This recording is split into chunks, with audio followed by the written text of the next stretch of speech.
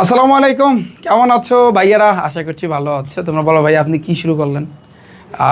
বিষয়টা হচ্ছে সেদিন বরিশাল গেছি, আর বরিশাল থেকে সেই রাইতেই মানে সেদিনই আবার ঢাকার উদ্দেশ্যে রওনা দিছি। তো এই আর কি ওভারঅল বিষয়টা দৌড়াদৌড়ির উপরে আছে, আর কিছুই না। ওকে, তো যাই হোক, এখন আজকে আবার রাতে ইনশাল্লাহ চট্টগ্রামের উদ্দেশ্যে রওনা দিব। তো এই জন্য আজকে রেকর্ড ক্লাসটা করা, আর কিছুই না। তো যাই হোক, আর তোমরা জুস খাবা সবাই? হ্যাঁ, জুস নিয়ে একটা মানে তোমরা দেখছো না, ভিডিও দেখছো না? তবে বলবো ভাইয়া, কী যে শুরু করলেন আপনি। হ্যাঁ, আমি তো কিছুই করিনি ভাইয়া, বুঝছো? সিস্টেমে এসে গেছে। জুস খাবা তোমরা প্রত্যেকে? এই যে এটা কি ম্যাঙ্গো না আমের? এই আমের জুসগুলো আমার খুব পছন্দ, বুঝছো? খুব খুব খুব পছন্দ। মানে ওই ইগুলা না, ওই যে বোতলে যেগুলো থাকে না, ওডি না। এই যে তোমার হচ্ছে এই যে এমনি যে কাগজে মোড়ানো থাকে না, এইটি। গরিব মানুষ, এই জন্য আর কি আমি এগুলো খাই। আচ্ছা, দেখো ভাইয়া, আমরা কোন জায়গাতে ছিলাম? আমরা সসীমধারার ভিতরে ছিলাম। আমরা কত নাম্বার টাইপ করছিলাম মনে আছে? তোমরা একটু বের করো। তোমরা অঙ্কগুলো অবশ্যই ভাইয়া তোমরা করছো না, করো নাই? তোমরা ভাইয়া এত বড় ক্লাস কেমনে দেখবো? হ্যাঁ, 26 ঘন্টার ক্লাস দিয়ে আমি রেকর্ড করে লাইছেন না? আমাকে দ্বারা কি শুরু করছে? একটা টাইপ শেষ করতে এত টাইপ টুতে ছিলাম না, রাইট? এখন টাইপ টুটা আমি শেষ করতে পারতেছি না। আর দুইটা অঙ্ক আছে, সিরিয়াল বোর্ড আর একটা অঙ্ক আছে। এটা একটু নিয়মটা দেখাই দেবো, তুমি পারবা ভাইয়া। বলছে কি, দেখো, যে কোনো সমান্তর ধারা বলে দিছে এক্সতম পদ ওয়াই এবং ওয়াইতম পদ এক্স হলে এক্সের মান আছে 10 আর ওয়াইয়ের মানটা কিন্তু 16। তাহলে প্রথম 26টা পদের সমষ্টি নির্ণয় করো।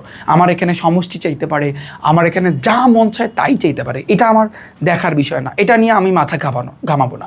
আমি যেটা করব, তুমি লিখবা যে এখানে বা যখন তুমি সৃজনশীলটা করবা না, তখন তুমি লিখবা উদ্দীপক হতে তোমাকে বলছে কি x = 10 আর y = 16 এত হলে। তাহলে এত যদি হয়, তাহলে বলছে কি, তুমি একটু খেয়াল করো ভাইয়া, এক্সতম পদ ওয়াই এবং ওয়াইতম পদ কিন্তু এক্স। তাহলে তুমি চিন্তা করো, তুমি লিখবা এক্সতম পদ, লেখো এক্সতম পদ, লেখবা ইকুয়াল কি বলছো ও ওয়াই লেখো। তাহলে ভাইয়া বলো তো, এক্সতম পদের সূত্র কি? আমরা জানি সমান্তর দ্বারা এনতম পদের সূত্র হচ্ছে কি a + n - 1 * d, তাই না?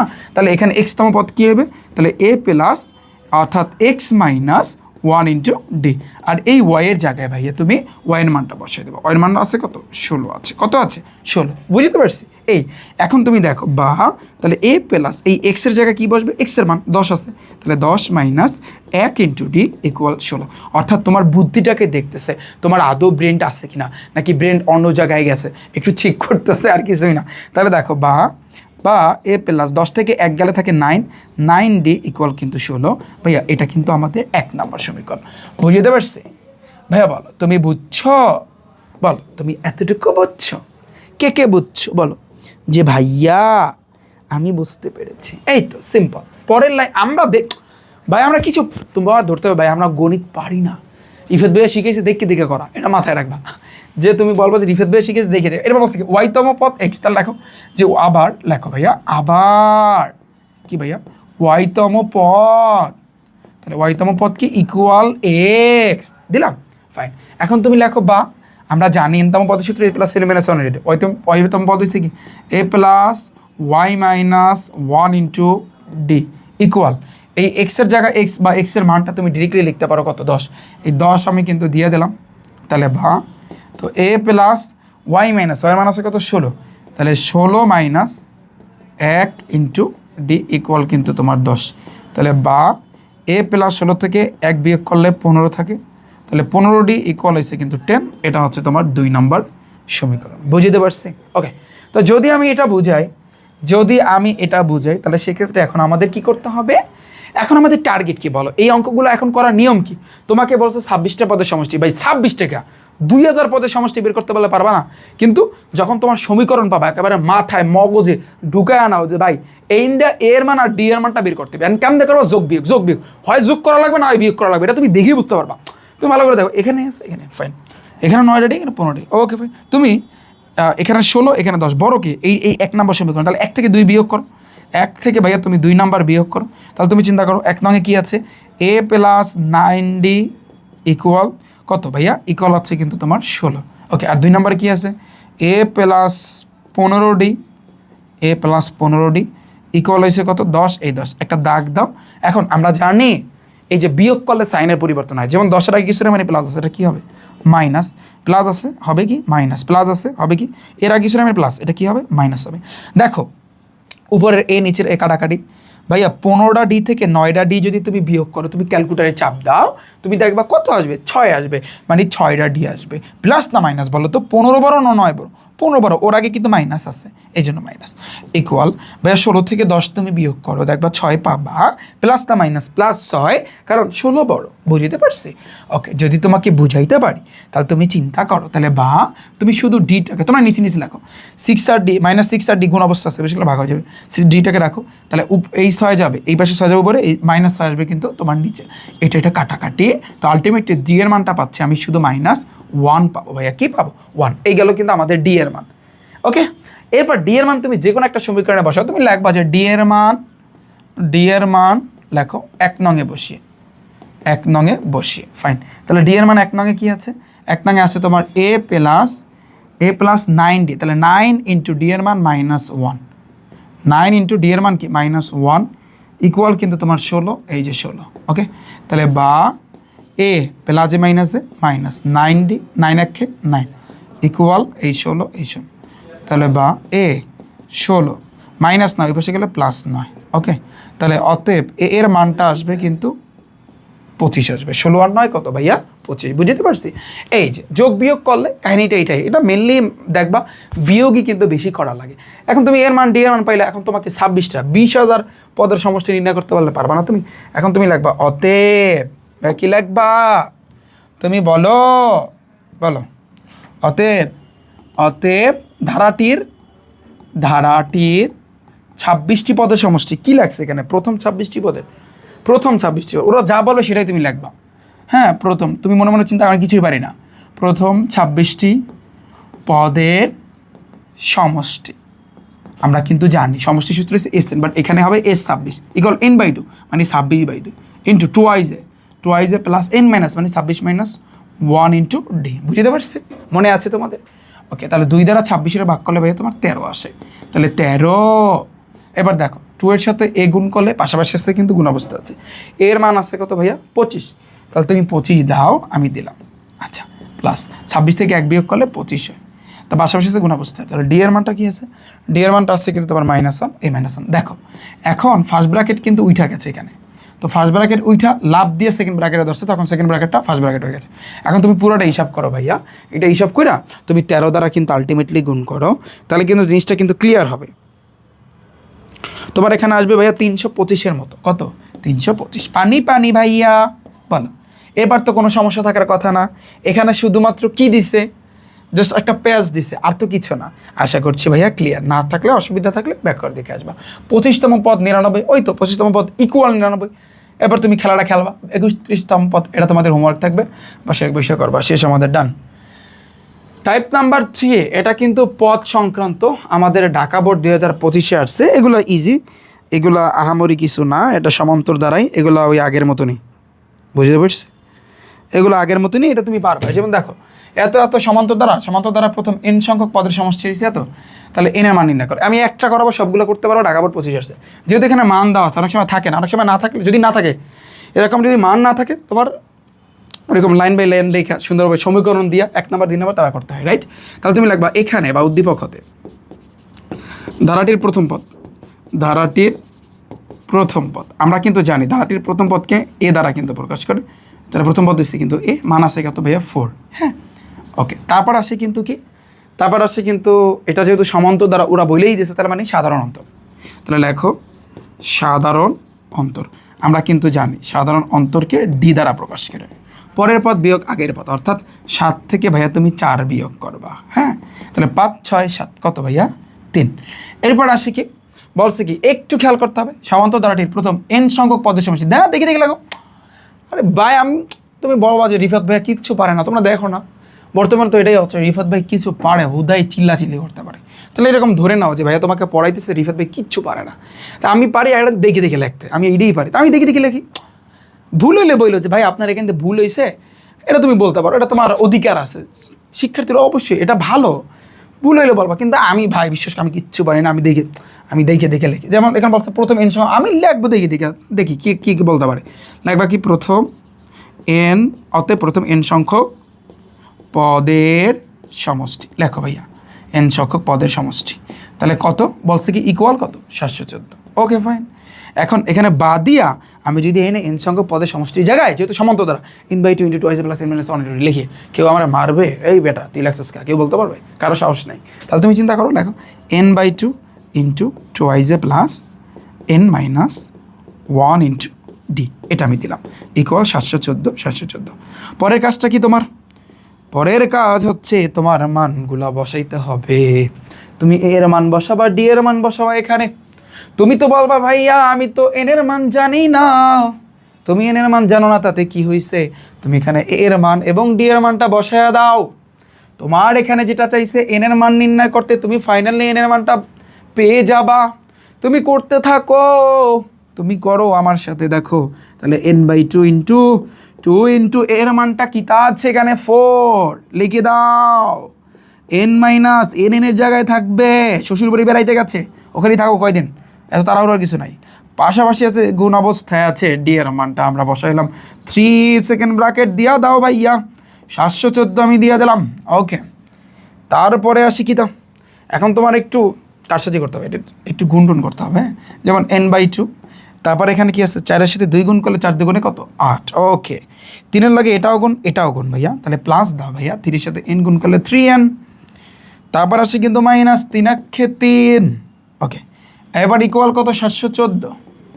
ফাইন। এরপর দেখো বা n/2 × 8 থেকে 3 বিয়োগ করো ভাইয়া। তুমি ক্যালকুলেটরটা একটু গাট্টাত করে চাপ দাও। কত হয়? 4 5 6 7 8। ভাইয়া কিছু পারি না, আমি করে গুনতেছি, আমি পারি না তো। তাহলে 5, তো 5 + 3n ইকুয়াল 714। ওকে, এখন তুমি চিন্তা করো ভাইয়া, এই 5 + 3n কিন্তু উপরের সাথে আছে, তাই না? তুমি একটু সাজুগুজুর একটা ব্যাপার আছে না? তুমি এনের সাথে এটা দেখো 5 + 3nটা তুমি রেখে দিলা, আর নিচে 2 থাকলো ইকুয়াল 714। বুঝাইতে পারলাম আমি তোমাকে? আর গুণ করো, এটা নিচে মনে এক চিন্তা করো। তাহলে একের সাথে গুণ করলে n × 5 + 3n, এটা 714 সাথে 2 গুণ করলো, 4 2 8, 2 1 2, 7 2 14, 1428। ওকে, মানে এই অঙ্কগুলোর সিস্টেমটা হচ্ছে কিন্তু এইটা। তোমার এখানে মিডল টার্ম করতে হবে, মানে করতে মিডল টার্ম করা লাগে। হ্যাঁ, তাহলে এনের লাগে এটাও গুণ তার দেখো বা এনের সাথে 5 গুণ করলে 5n প্লাস এই 3 nn গুণ করলে n² ইকুয়াল 1428, এই 28। এখন তুমি একটু সাজাও, মানে আগে 3n² লাগবা, এই 3n², তারপর 5-এর আগে কিছু না মানে প্লাস 5n, ওইটার আগে কিছু না মানে প্লাস, এবার সেটা -1428 ইকুয়াল এখানে কিছু থাকে না মানে 0। বুঝিয়ে পারলাম? এখন তোমার কাজ কি বলো তো? এখন তোমার কাজ হচ্ছে মিডল টার্ম করা। কে পারবা বলো মিডল টার্ম করতে? মিডল টার্মের একটা টেকনিক আছে জানো? তৃতীয়তা করাবো না, তখন দেখবা না। মিডল টার্মে এইখানে যেহেতু n² সহগ আছে, তার সহগের লাগে এটা গুণ দাও। মাই গড, এটা বিশাল তাল গাছের মতো হইব রে। আহারে খাইছে রে, এনে কত হইব রে। আমার মনে হয় ভুল হচ্ছে। কেন ভাইয়া ভুল হবে? আমার কি ভুল হয়েছে কি না দেখে নি আমরা। না, সবই তো ঠিক আছে। এখন তুমি 3-এর সাথে 1428 গুণ করো। তো এরকম বড় যেগুলো, এগুলোর ক্ষেত্রে বড় 2টা সংখ্যা চিন্তা করতে হবে। আমি বলতেছি, তুমি 3-এর সাথে 1428 গুণ দিতে হবে। কত আসে? এটা গুণ দিলে তোমার কত আসে? 4284 আসতেছে। তার মানে গুণ কইরা 4284 মিলাইতে হবে, যোগ বিয়োগ করে 5টা এমন 2টা সংখ্যা নিবা। টেকনিকটা আমি তোমাকে শিখাই এই মিডল টার্মে। এই টেকনিকটা শেখানোর পর এবার সামনে এগুলো কিন্তু তোমার প্র্যাকটিস করতে হবে বেশি করে, ঠিক আছে? তো দেখো টেকনিকটা হচ্ছে এমন 2টা বড় সংখ্যা নিতে হবে। আমি আবারও বলি, ছোটোখাটোতে কিন্তু হইবে না, যেটার এভারেজ মানে হচ্ছে বিয়োগ করলে 5 থাকে।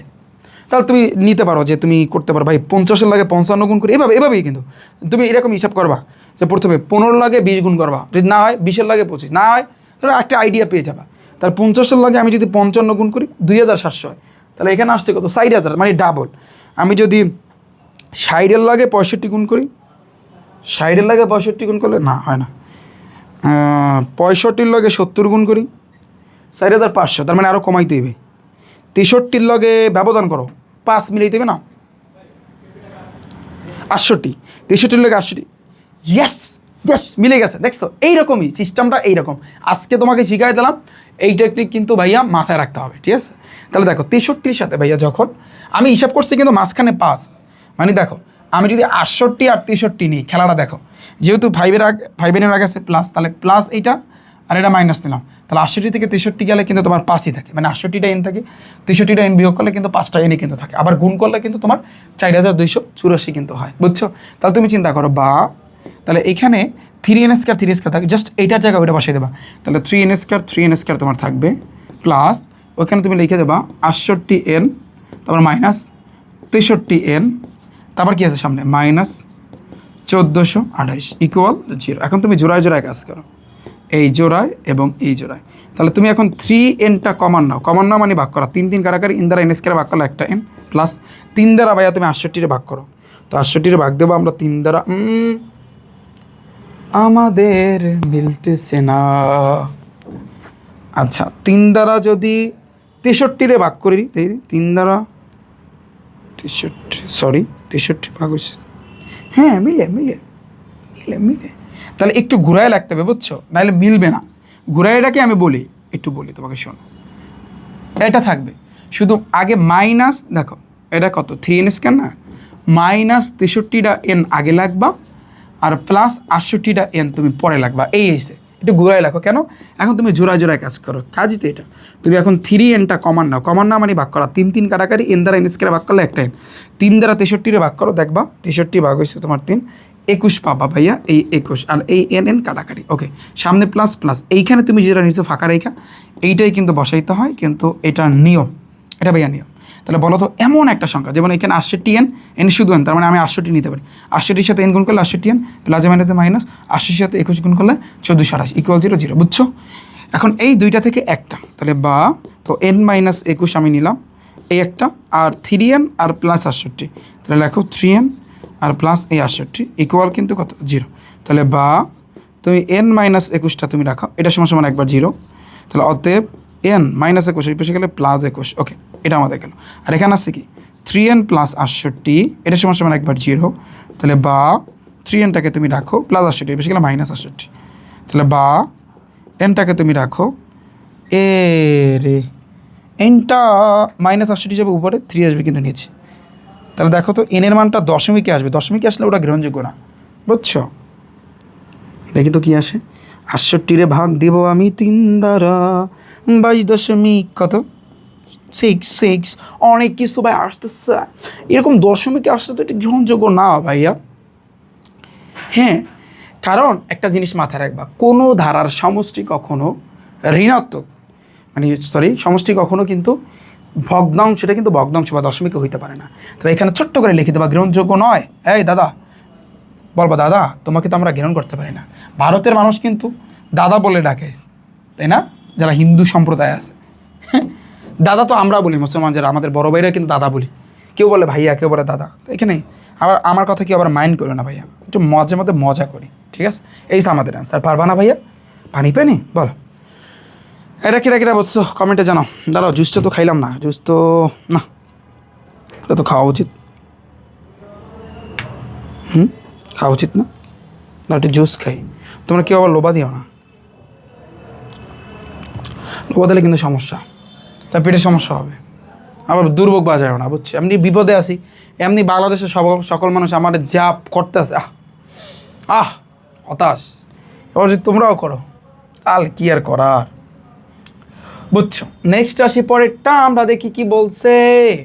রাজশাহী 25 আসছে, এত দ্বারা গুণত, গুণত দ্বারাটা আমরা নেক্সট ক্লাসে করি। আজকে এই পর্যন্ত থাকুক, এবং তোমরা বল, এখন আমার কিন্তু চট্টগ্রাম যেতে হবে ইনশাল্লাহ, সেখানে বিষয়ে ক্লাস নিব, ক্লাস চলবে, ক্লাস ইনশাল্লাহ চলবে, কোনো সমস্যা নাই। তাও দেখা হচ্ছে কিন্তু ভাইরা তোমাদের সাথে। হ্যাঁ, আল্লাহ হাফেজ, আসতেছি আমি আবার।